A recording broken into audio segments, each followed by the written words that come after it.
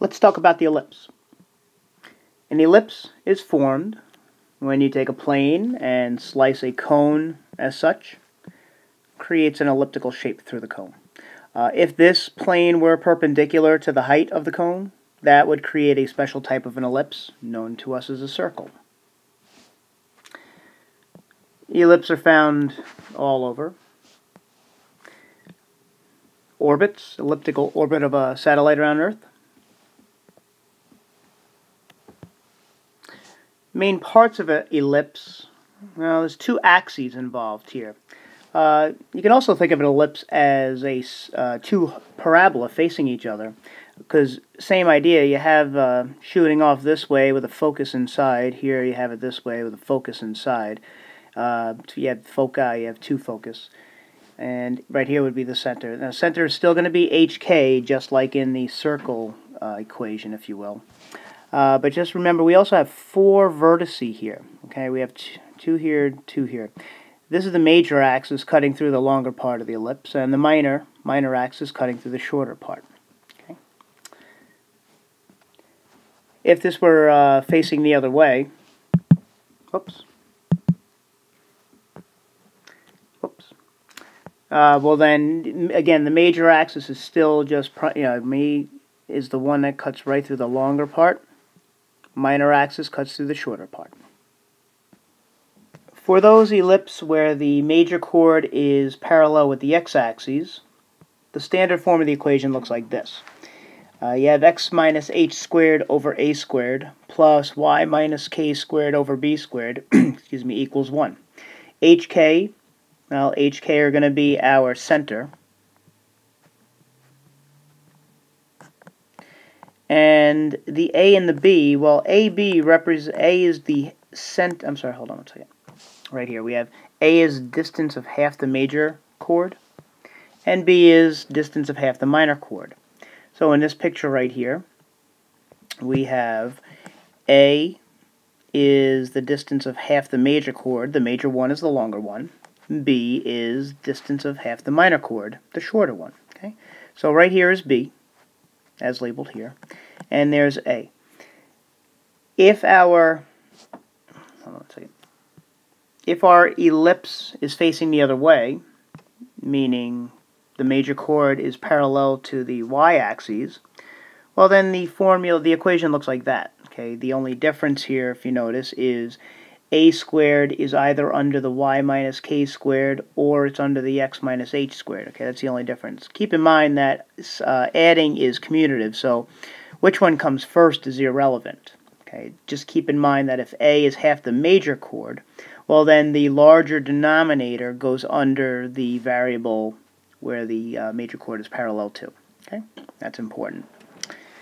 Now C is the distance between the center and the foci, so once we know what the center is, we can use A and B, the two denominators here, to figure out the distance where the focus is. So let's look at this picture. It's a little bit easier. Okay. So right here, there's a relationship in an ellipse where the distance between the center and this vertex is the same distance between this vertex and the focus. So if we know the denominator right there, we can figure out the hypotenuse to this right triangle. And since we know A and we'll know B, we can figure out C, the distance between the center and the focus. So let's do that. Whoops. Okay. So based on that picture, we have A is our hypotenuse, so we have A squared equals B squared plus C squared. Now we're trying to figure out C. We'll know A and B, so C squared equals A squared minus B squared.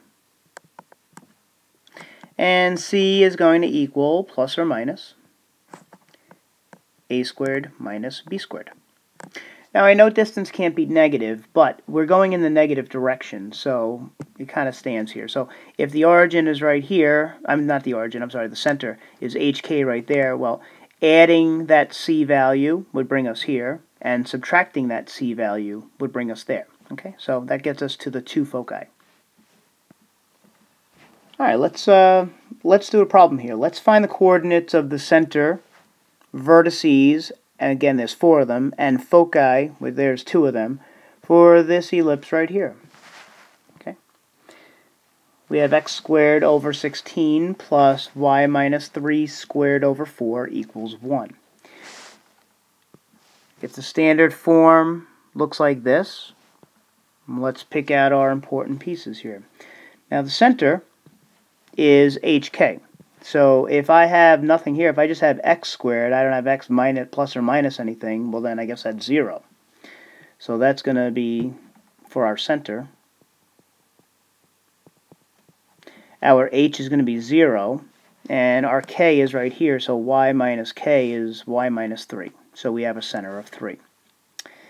Now the vertices, if you recall from this picture over here that we're looking at before,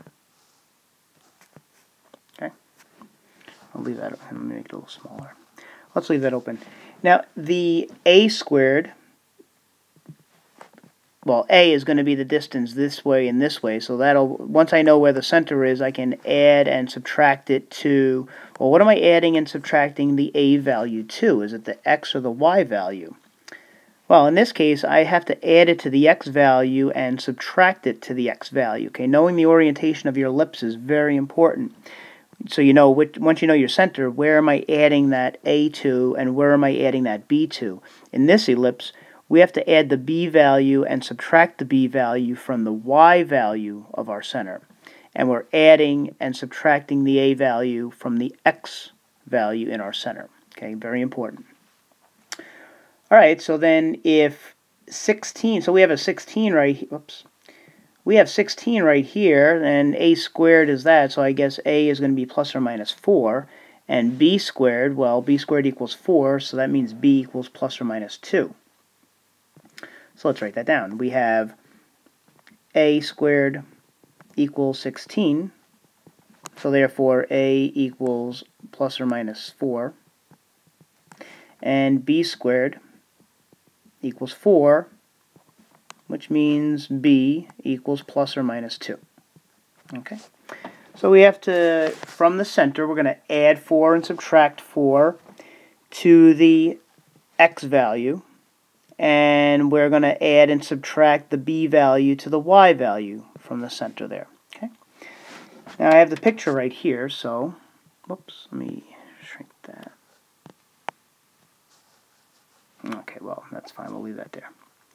Alright, so over here,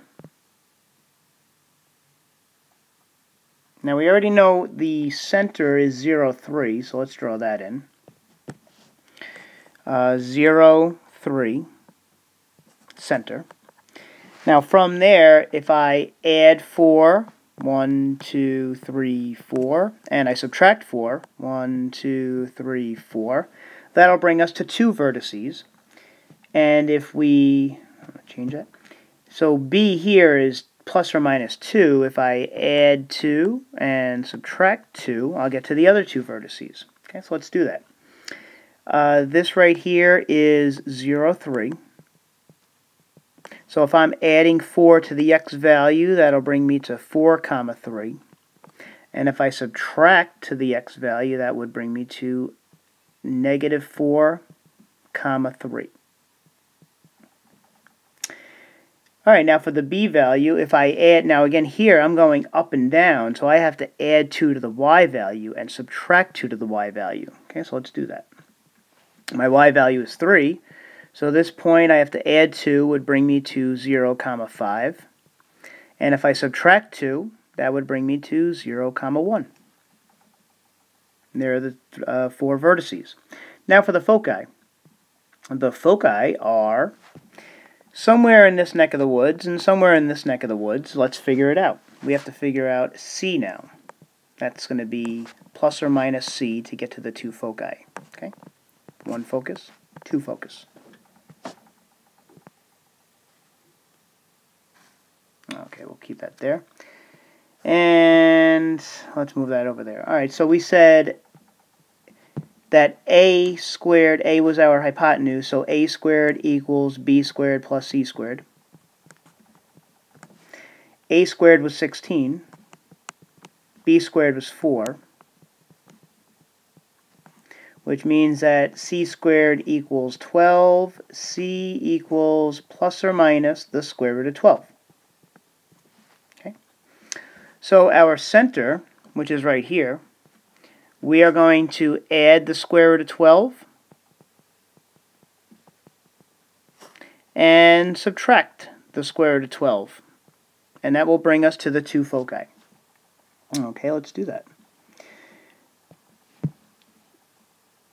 So 0, 3 is the center.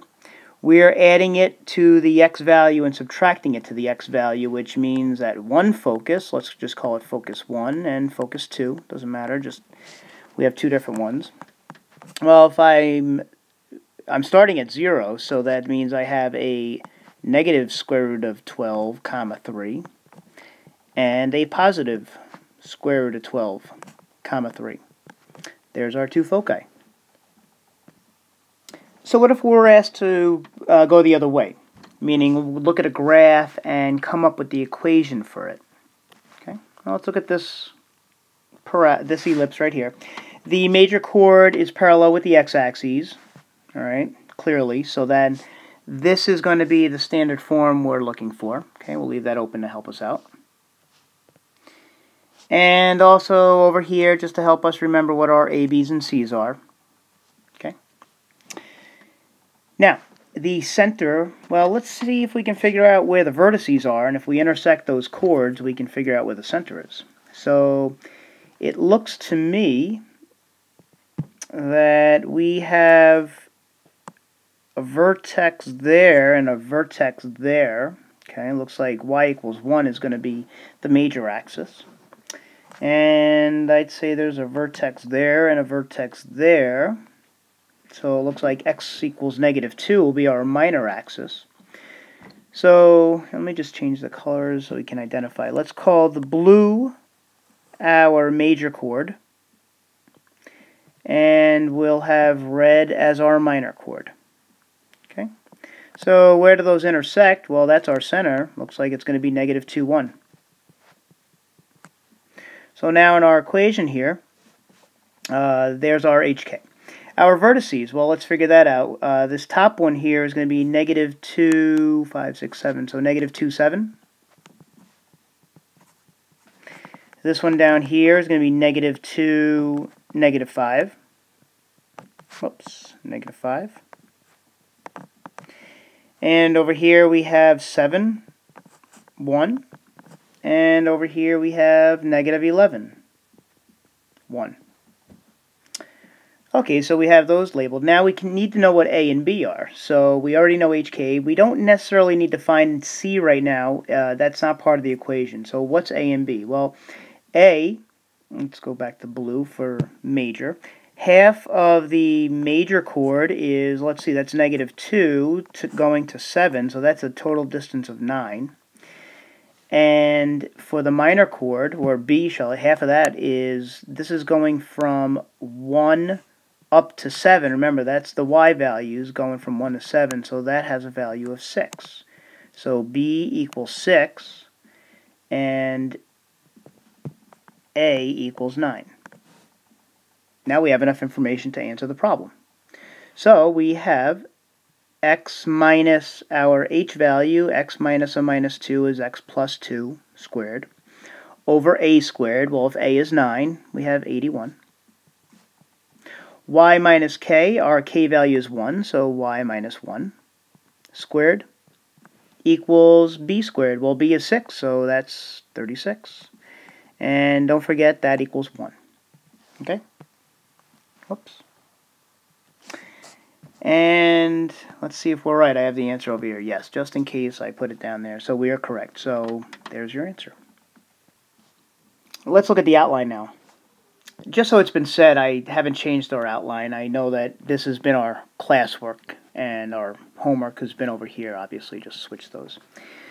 Anyway, so we talked about the ellipse. So tomorrow when you come into class, be prepared to work on page 548, 549, those problems. Okay? And then your homework after that is going to be to study for your quiz. Whoops, we're going to have a quiz the following day in class on those two sections right there. Okay?